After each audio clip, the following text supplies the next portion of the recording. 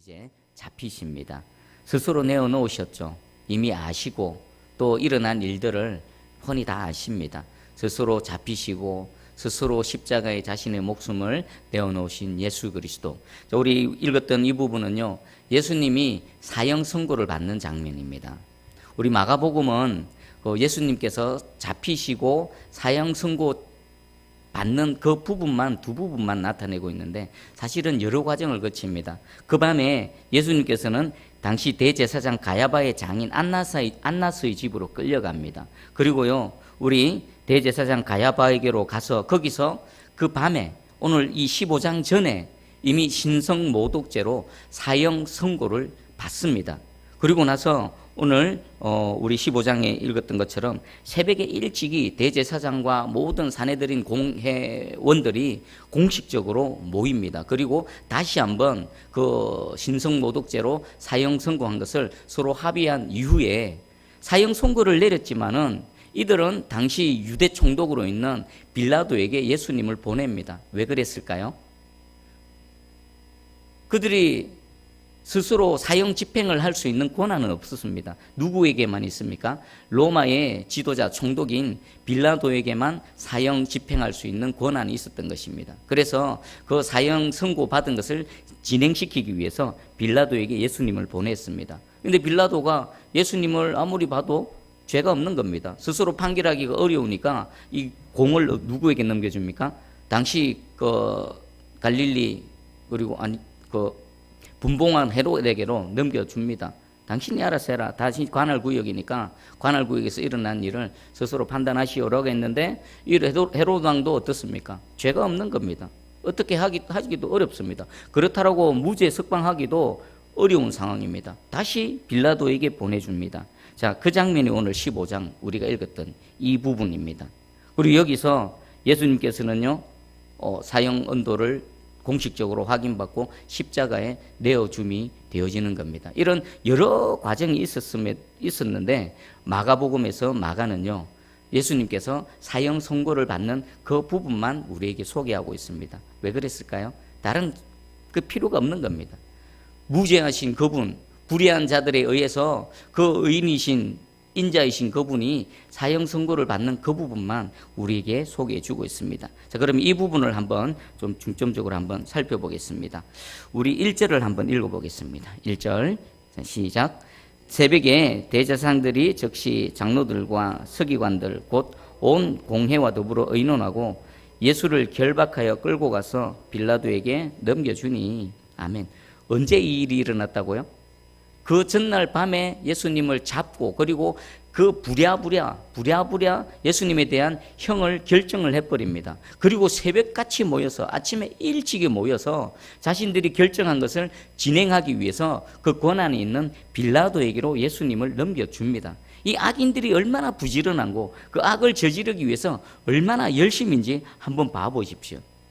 하나님도 우리를 구원하시기 위해 하나님의 선을 이루시기 위해서 열심히시고 부지런합니다. 그에 못지않게 이 악인들도요, 얼마나 부지런한지 모릅니다.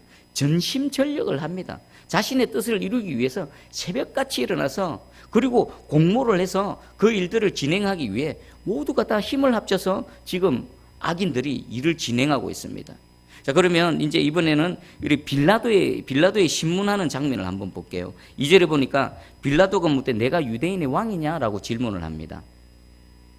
왜 빌라도는 예수님에게 신문을 하면서 네가 유대인의 왕이냐라고 질문을 했을까요?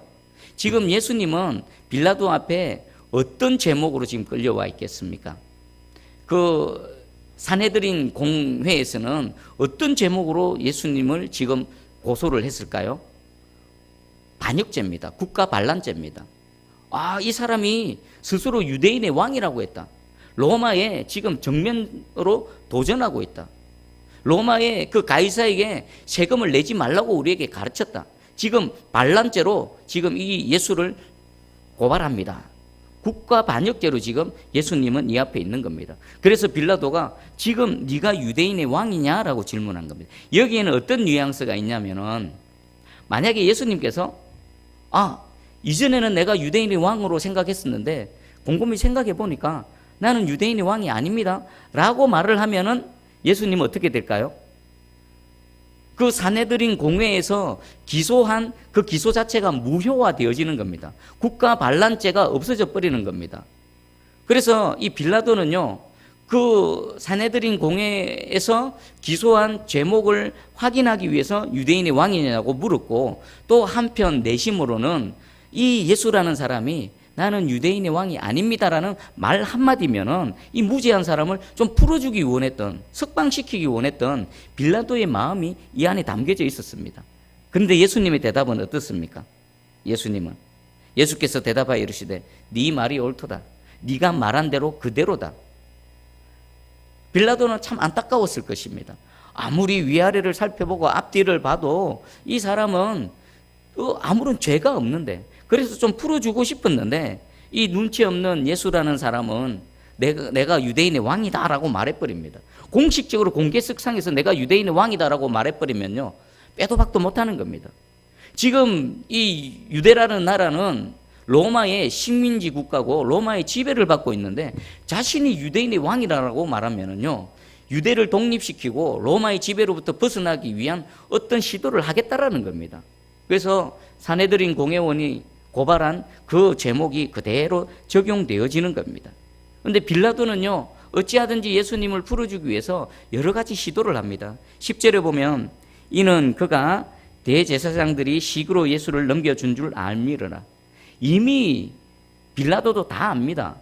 왜 이 대제사장들, 서기관들, 그리고 또 유대의 장로들이 이 예수라는 사람을 아침부터 일찍 끌고 와서 자신에게 고발하는지, 무 때문에, 무슨 이유로, 또 그들의 목적이 무엇인지 훤히 압니다.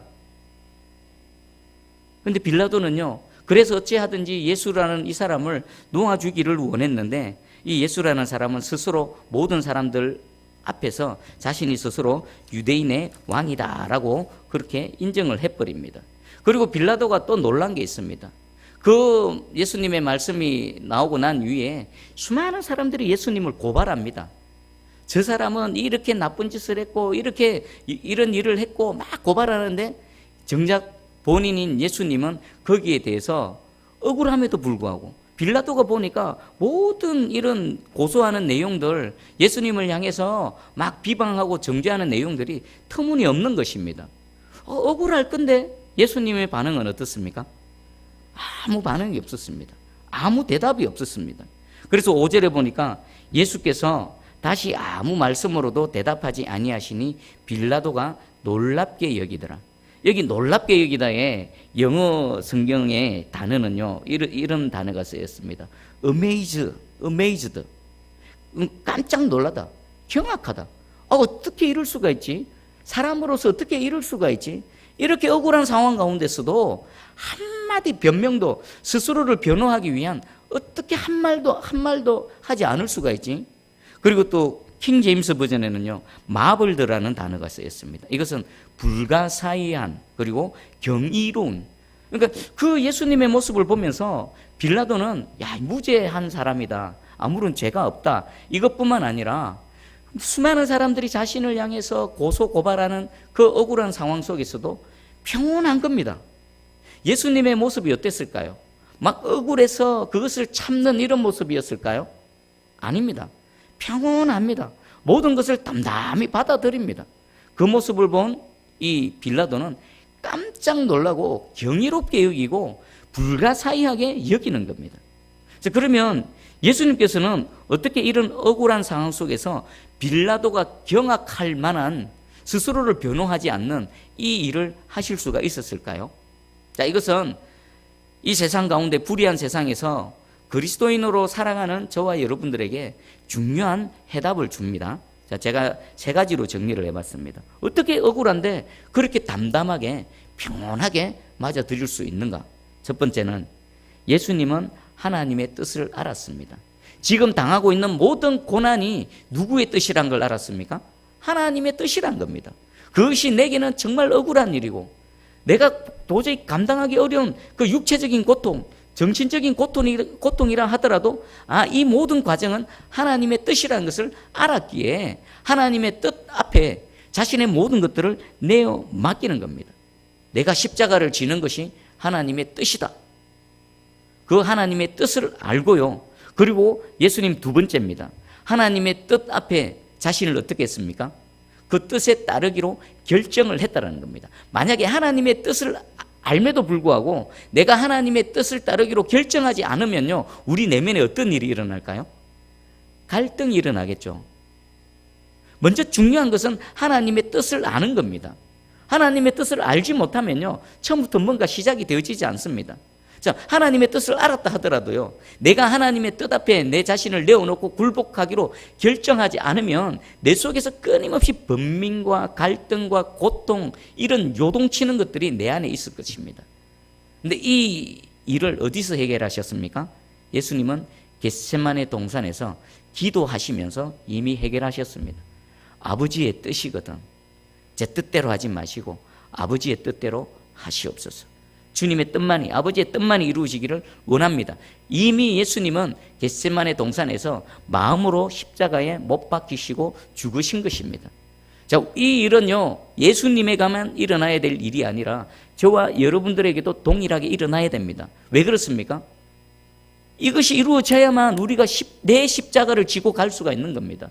주님 분명히 말씀하셨습니다. 나를 따르려거든 네가 입으로만 주여 주여 하는 것이 아니라 진짜 나의 제자의 삶을, 그리스도인의 삶을 살아가려거든 너 각자에게 주어진 그 십자가를 지고 나의 길을 따라와야 된다. 그러면 그 십자가를 지는 것이 하나님의 뜻인 줄 알고 알았다 하더라도 그것을 안 져버리면 주님과 상관이 없습니다. 주여 내가 이 십자가를 내가 지겠습니다. 이 십자가가 아무리 무겁고 아무리 거칠고 그 십자가가 내 살갗에 닿을 때 내 살을 찢고 피가 철철 흘러나온다 하더라도 주여 내가 그 십자가를 지고 가겠습니다라는 이 결단이 있어야만 되는 겁니다. 오늘 이 밤에 이 결정이 우리 가운데 이루어지기를 축복합니다. 예수님의 겟세마네 동산에서의 기도가 우리 가운데 이루어지기를 주님의 이름으로 축복합니다. 자, 그러면 하나가 더 남았습니다. 아니, 인간적으로 도저히 감당하기 어렵고 피해가고 싶은 그 십자가, 예수님은 어떻게 담담하게 평온하게 지시기로 결정을 하시고 그 길을 갈 수가 있습니까? 세 번째 이유입니다. 십자가 뒤에 나타날 하나님의 영광을 아셨기 때문입니다. 여러분, 십자가를 지고 가는 동안은 정말 힘듭니다. 힘겹습니다. 고통스럽습니다. 당장이라도 벗어버리고 싶습니다. 그 예수님 십자가를 지시고 골고다 언덕을 향해 가실 때 수도 없이 넘어지셨죠. 여러분들 영화 많이 보셨지 않습니까? 또 넘어지고 또 넘어지고 그 십자가가 세워질 그곳까지 갈 때에 그 하나님이신 그분도 너무나 힘겹고 고통스러워서 자기가 지는 십자가를 또 지고 넘어졌습니다. 어쩌면 그 모습이요, 저와 여러분들의 모습입니다. 넘어질 때 어떻게 해야 됩니까? 다시 짊어지고 내 십자가 내가 짊어지고 다시 일어나야 됩니다. 질질 끌고 가든 또 땅에 처박히든 그것을 끌고 가야 되는 겁니다. 어떨 때 그게 가능하다고요? 십자가 뒤에 나타날 하나님의 영광. 첫 번째는 어떤 영광입니까? 부활의 영광입니다. 내가 십자가 지고 죽으면 하나님께서 죽은 나를 살리실 것이라는 하나님의 능력, 하나님의 영광, 그리고 내가 십자가를 지면 나만 살아나는 것이 아니라 부활의 은혜를 나만 입는 것이 아니라 예수 그리스도, 구원자 되시는 예수 그리스도를 믿는 모든 자들에게 부활에 동참케 하는 놀라운 하나님의 영광이 나타날 것이다. 그것을 바라보고요, 예수님은 그 지독한 십자가를 지시고 담담하게, 빌라도가 깜짝 놀라고 경이롭게 여길 정도로 평온하게, 그리고 자신을 변호하기 위한 어떠한 시도도 하지 않으시고 그 십자가 길로 가셨던 것입니다. 자, 이 예수님의 모습은요, 진정 우리의 모습이 되어져야 됩니다. 요즘 우리 수요예배 때 베드로 전서를 살펴보죠. 베드로 전서에 그 하나의 주제를 딱 모으면 뭡니까? 그리스도인들이 선을 행하다가 당하는 고난 가운데 참고 인내하며 살아가야 되는 겁니다. 내가 예수 믿는 것 때문에 세상 가운데 손해보는 거, 내가 예수 믿는 것 때문에 고난당하는 거, 그걸 기꺼이 내 십자가라 알고 그것을 지고 나아가야 된다는 것입니다. 그것이 하나님의 뜻입니다. 여러분들, 내가 잘못해서 내가 죄짓고 고난당하는 것, 그것은 하나님과 아무런 상관없습니다. 나의 허물과 죄일 뿐입니다. 그런데 그리스도인이라면 그리스도를 믿는 그 믿음 때문에 오히려 선을 행하다가 고난을 당하는 것이 하나님의 뜻입니다. 먼저는 하나님의 뜻을 아시기 바랍니다.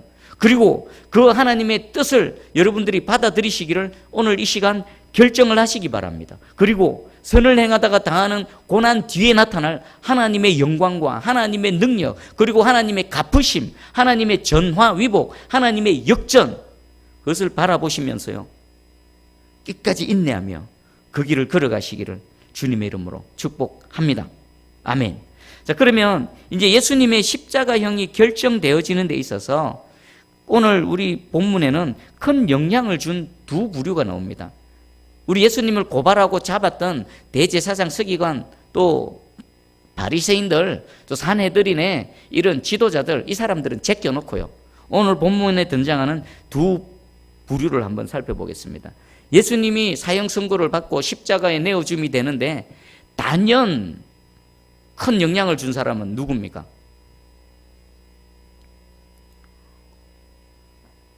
본디오 빌라도죠. 본디오 빌라도. 당시에 유대의 총독이었고, 유대의 총독이었다는 것은요, 그 당시에 최고의 행정가입니다. 그리고 또 사법부의 최고의 수장입니다. 최고의 행정권과 최고의 사법권, 모든 것들을 갖고 있는 본디오 빌라도. 만약에 본디오 빌라도가요, 하나님께서 일깨워주신 자신의 선한 양심에 따라서 예수님을 무죄하다라고 석방해버려도요, 석방할 수 있는 힘과 권한이 그에게 있었습니다. 그럼에도 불구하고 본디오 빌라도는 자신이 갖고 있는 그 최고의 권한으로 오히려 의인을 불의한 죄인들에게 내어주는 그런 안타까운 일을 벌이고, 실수를 벌이고 말았습니다. 그리고 또 이 빌라도는요, 예수님이 무죄하다는 것을 알고 한번 좀 어떻게 예수님을 좀 풀어주려고 애를 많이 썼던 것 같습니다. 마태복음 27장 19절에 보면 총독이 재판석에 앉았을 때에 그의 아내가 사람을 보내어 이르되 저 옳은 사람에게 아무 상관도 하지 마옵소서. 오늘 꿈에 내가 그 사람으로 인하여 애를 많이 태웠나이다 하더라. 아내가 빌라도의 아내가 저 사람은 죄가 없습니다. 저 사람은 오히려 의인입니다. 저 사람에게 아무런 해도 가하면 안 됩니다라고 아내가 부탁을 했습니다. 그리고 마태복음 27장 24절에도 빌라도가 아무 성과도 없이 도리어 밀란이 나려는 것을 보고 물을 가져다가 무리 앞에서 손을 씻으며 이르되 이 사람의 피에 대하여 나는 무죄하니 너희가 당하라. 이 예수를 풀어주려고 했더니 지금 모여있는 군중들이 금방이라도 폭동이 일어날 것 같습니다. 정치적으로 큰 압박을 받는 겁니다. 만약에 폭동이 일어나고 밀란이 일어나면요, 그것을 진압한다 하더라도 로마로부터 문책을 당할 것이고 자신의 정치적인 기반이 흔들리는 겁니다. 그것이 두려웠던 빌라도는요, 양심이 찔림에도 불구하고 불의한 일인 줄 알매도 불구하고 이 자신 앞에 있는 예수라는 사람이 의인임을 알매도 불구하고 이 예수님을 십자가로 내몰아버리는 판결을 내렸습니다. 그러면서요, 자신은 무죄하다, 이것은 너희들이 당해라라고 물에 손을 씻고 있습니다. 자, 한번 제가 질문 드릴게요. 세상에서 가장 욕 많이 먹는 사람이 누굴까요? 오고 오는 세대 중에서, 또 앞으로 또 일어날 또 미래의 일 중에서 가장 욕 많이 먹는 사람 누구겠습니까? 역사적으로. 뭐 히틀러도 욕을 먹고요. 지금 저 뭐 마오쩌둥이나 북한의 김일성도 욕을 먹고요. 많은 사람들이 뭐 엄청난 욕을 먹습니다. 근데 그거하고는 비교도 안 될 정도로 엄청난 욕을 먹는 사람이 오늘 이 본디오 빌라도입니다. 예배 드릴 때마다, 사도신경 고백할 때마다 누가 거론됩니까? 본디오 빌라도에게 고난을 받아서, 이 본디오 빌라도가 우리 예수님을 십자가에 내어놓아서 십자가에 못 박아 죽였다, 이런 불의한 사람, 온 세상 사람들 예배 드릴 때마다 하나님의 백성들이 그 본디오 빌라도를 욕하는 겁니다. 하나님이요, 빌라도의 이름에 욕을 해버리는 겁니다. 인간의 모든 역사 가운데 가장 욕을 많이 먹는 이름으로 하나님께서 만들어 버리셨습니다. 자신은 아니다, 나는 손을 씻고 나하고는 상관없다고 하지만 하나님은 너는 상관 있어. 네가 권한이 있었음에도 불구하고 무리들에게 모든 것들을 내어줬어. 바로 너 때문이야 라고 하나님께서 빌라도를 향해서 그렇게 판단을 하시는 것 같습니다. 그리고 두 번째가 있습니다. 두 번째, 빌라도 외에 또 누가 있을까요? 빌라도는 예수님을 석방하려고 했는데 압박을 가했던 어떤 부류들이 있습니다. 바로 무리들입니다. 우리 8절을 한번 읽어보겠습니다. 8절 자, 시작. 무리가 나아가서 전례대로 하여 주기를 요구한대. 아멘. 이 무리들은 누굽니까?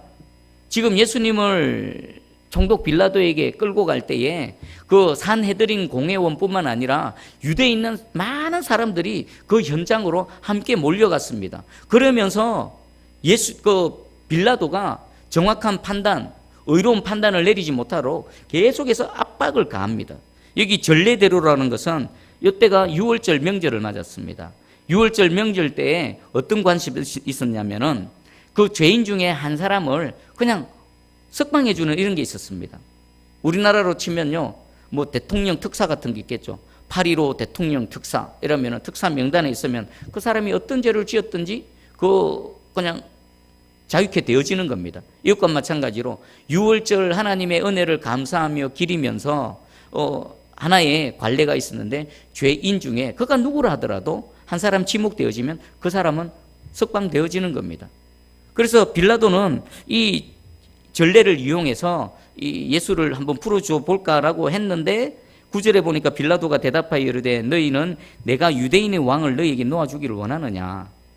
아무리 봐도 죄가 없는 이 예수를 이렇게 정죄하려고 하니까 빌라도는 양심의 가책이 있었던 겁니다. 그래서 이 전례대로 이 예수를, 죄 없는 예수를 놓아줄까라고 했더니 어떡합니까? 무리들이 11절에 보니까 그러나 대제사장들이 무리를 충동하여 도리어 바라바를 놓아달라 하게 하니. 바라바가 누굽니까? 당시에 밀란을 일으키고요, 오히려 그 로마의 정부를 향해서 반란을 일으키고 또 살인을 저지른 그런 흉악한 사람입니다. 그런데 도리어 죄 없으신 예수님을 대신해서 누구를 놓아달라고 합니까? 이 흉악한 살인자인 바라바를 놓아달라고 합니다. 그리고 여기에 대해서 빌라도는 당황해서 그러면 이 너희의 유대인의 왕은 어떻게 할까라고 했더니 무리들이 일제히 소리치면서 외치는 게 있습니다. 뭡니까? 십자가에 못 박으소서. 십자가에 못 박으소서. 자, 이 무리에 대해서 한번 생각해 보겠습니다. 이 무리들 중에는요, 분명히 예수님께서 오병이어의 기적을 일으키실 때에 그 오병이어의 그 떡을 먹었던 사람은 분명히 있었을 것입니다. 예수님이 예루살렘에 입성할 때에 호산나 호산나 다윗의 자손이여 찬송했던 그들도 이 무리 가운데 분명히 있었을 것입니다. 또 어떤 사람은 예수님의 치유사역의 은혜, 또 그 산상수훈의 그 놀라운 하나님의 가르침의 말씀을 듣고 가르침을 받았던 사람들이 이 무리 중에 분명히 있었을 것입니다. 그런데 그들이 돌변해서 죄 없으신 예수님을 향해서 뭐라고 얘기합니까? 십자가에 못 박혀 죽어라. 십자가에 못 박혀 죽어라 라고 말합니다. 이게 무리입니다. 이게 군중심리입니다.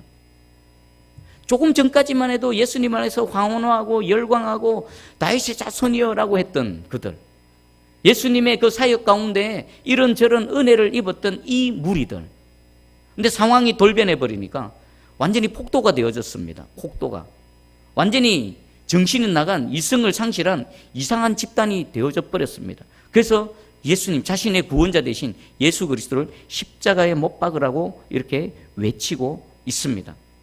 그리고 결국요 15절에 보니까 빌라도가 무리에게 만족을 주고자 하여 바라바는 놓아주고 예수는 채찍질하고 십자가에 못 박히게 넘겨주니라.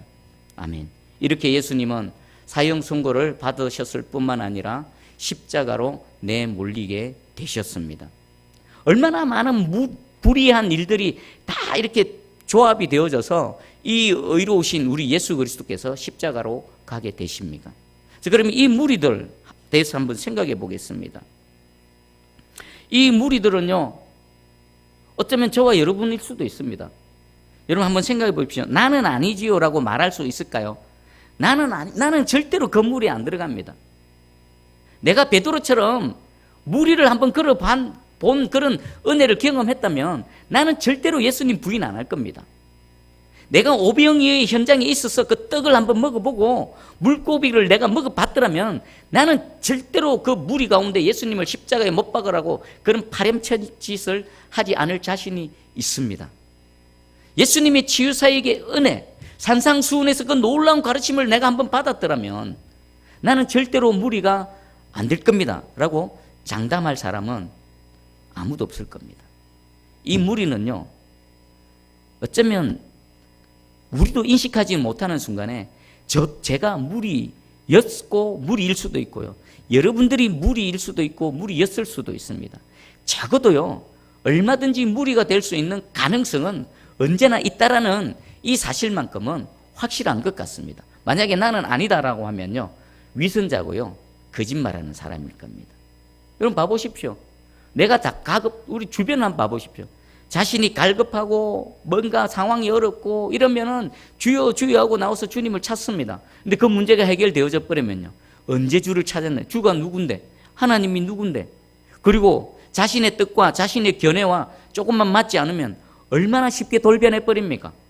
교회가 뭐, 목사가 뭐, 하나님 뭐, 말씀이 뭐, 욕해버리고요, 도전하고 대적하고, 이 무리들. 예수님을 십자가에 못 박았어서 은혜 입을 때는 주여 주여 하다가 조금만 뭔가 힘들면요, 대번의 무리로 돌변해 버리는 이런 연약한, 이게 바로 저고 바로 여러분들입니다. 우리 이때 어떻게 해야 될까요? 이 사실을 정확하게 인식하시고, 내가 과연 베드로의 자리에 있었다라면, 내가 주님이 빌라도에게 이렇게 넘겨지는 그 현장 무리 가운데 있었더라면 나는 과연 어떻게 반응했을까? 나는 과연 진짜 어떻게 했을까? 내가 대제사장이고 내가 서기관이고 바리새인이었다라면 우리 예수님을 향해서 어떻게 했을까? 저는 요즘 계속 마태복음과 마가복음을 말씀을 준비하면서 예수님이 지금 이 시대에 오셔서 사역을 하시면 어떠셨을까? 성도들은, 교회의 목회자들은 그 예수님을 어떻게 대했을까? 한번 생각해 봅니다. 어땠을 것 같습니까?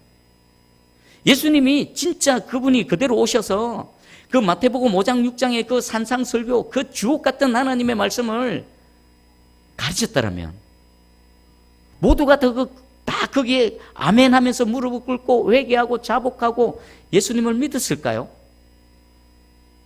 예수님이 그 대적하는 자, 하나님의 말씀을 거절하는 자들에 대해서 칼날 같은 비수와 같은 말씀으로 그 심령을, 양심을 확 헤집었을 때에 그 예수님의 말씀 앞에 무릎을 꿇고 아멘하면서 회개하는 그런 영혼들이 과연 얼마나 될까 싶습니다. 그렇지 않습니까? 예수님이 이 시대의 목회자가 되어져서, 목사가 되어져서 교회를 개척해서 교회를 섬긴다고 한번 상상해 보십시오. 과연 그 교회에 구름대 같은 많은 인원들이 몰려들어서 하나님을, 예수 그리스도를 믿고 구원받는 일이 일어났을까요? 아니면 지금 이때처럼 예수님을 향해서 도전하고 욕을 하고 십자가에 못 박아라 그러지 않았을까요? 모르긴 몰라도요, 지금처럼 막 대형 교회를 이루고 수많은 성도들이 모여들어서 막 교회가 이런 일은 없었을 것 같습니다. 예수님 마지막 사역하실 때 도망가는 12명, 나중에 돌아와서 그 12명으로 놀라운 일을 펼쳐갔지만 지금 오셔서 예수님이 직접 사역하셔도요, 거기서부터 크게 나아지지는 않을 것 같습니다. 왜 그럴까요? 우리가 다 무리이기 때문입니다. 무리. 맞습니다. 나는 아니죠. 아닙니다. 무리입니다. 저도 제 자신을 봅니다. 야, 난 무리다. 조금만 뭐 힘들면 입에서 원망 불평이 튀어져 나오고. 여러분 세상 살면서 제일 두려운 게 뭡니까? 제게 진짜 두려운 게 있습니다. 전 죽는 것도 안 두렵고요. 저는 그냥 막 삽니다. 예수 믿고 나서 그냥 항상 여기 직장 생활할 때 사표 써놓고 다녔거든요. 하나님 섬기는데, 예배 드리는데, 주를 섬기는데 지장이 있으면 언제나 집어 던진다. 사표 던진다. 그리고 제가 또 사역자로서 사역할 때도 그때하고 비슷한 것 같아요. 에이, 수 틀리면 맨 땅에 헤딩하지 뭐. 그래서 제가 설교 녹음해 놓은 걸 한 번씩 들어보면요, 저도 원고를 준비해서 이렇게 설교하지만 또 그때그때 현장에서 저도 야, 저런 말도 했나? 저런 말도 하는구나. 야, 이문수 목사 막 2판 4판으로 설교하네. 그런 것들 왜 그렇게 할 수 있습니까? 오직 하나님만 두려워하며 하나님의 종으로서 살아가기를 원하는 제 마음인 겁니다. 교회가, 제도가 나를 하나님의 종으로 그렇게 살아가지 못하게 한다면 다 뜯어치울 겁니다. 다 집어 던질 겁니다. 그리고 맨 땅에 오면 혼자 할 겁니다. 십자가 들고 예수 믿어라, 예수 믿어라. 얼마든지 저는 그러고 싶습니다. 큰 소리, 베드로처럼 또 큰 소리 치네. 그러고 싶습니다. 근데 가장 두려운 게요, 비겁해질까 합니다. 제 마음은 그런데 막상 맞닥뜨리면 비겁해져서 예수를 부인할까봐. 죽어야 될 자리에서 죽지 않고 살려고 발버둥치고 타협하고 자기 변명할까봐. 그게 가장 두렵습니다. 그래서 이문수 목사야, 죽을 자리에서 죽으라. 살려고 수부리지 말고 죽어야 되면 할렐루야 하면서 죽어버려라. 제 스스로에게 계속 그렇게 다그치고 있습니다. 진정으로 제가 두려운 건 비겁해지는 겁니다. 여러분들은 뭡니까? 우리 얼마든지 비겁해질 수 있습니다. 하나님이 아닌 다른 것들이 두려울 수가 있습니다. 그때 우리는 하나님을 놓쳐버리는 겁니다. 여러분, 오직 여호와 하나님만을 두려워하시기 바랍니다. 하나님만 두려워하면 다른 건 안 두렵습니다. 그러면 우리는 비겁해지지 않을 수가 있습니다. 이 무리들처럼, 대제사장 서기관 바리새인들처럼, 이 빌라도처럼. 빌라도 모든 정권을 갖고 있고 의로운 판단, 옳은 판단을 내릴 수 있는 권한이 있음에도 불구하고 무리들이 두려워서 그릇된 결정을 한 이 빌라도처럼. 여러분, 오늘 이 말씀을 통해서 나라면, 내가 그 현장에 있었다라면, 내가 빌라도였다라면, 내가 베드로였다라면, 내가 그 무리 중에 있었다라면 나는 과연 어떻게 했을까? 정말 여호와 하나님 한 분만을 위해서 예수님이 십자가에 가실 때 예수님은 홀로였고 어쩌면 지금도 홀로고요, 지금도 외롭고요, 지금도 그 외로우신 분이 우리에게 오셔서 생명의 말씀을 전하고 성령으로 우리를 만지시고 우리를 그 십자가의 자리로 초대하고 있는지도 모릅니다. 맞습니다. 그렇습니다. 그 길로, 주님 내가 그 길 가겠습니다. 하나님의 뜻이 무엇인지 우리는 알았습니다. 오늘 이 밤에 내가 그 뜻 앞에 내가 굴복하기를 원합니다. 그리고 그 뜻 뒤에 나타날, 십자가 뒤에 나타날 하나님의 영광을 정확하게 알게 하여 주시고 기쁨으로, 감사함으로 담대하게, 담담하게, 평온하게 그 길을 걸어갈 수 있도록 은혜와 능력 베풀어 주시옵소서. 이렇게 기도하는 시간 되기를 주님의 이름으로 축복합니다. 아멘. 우리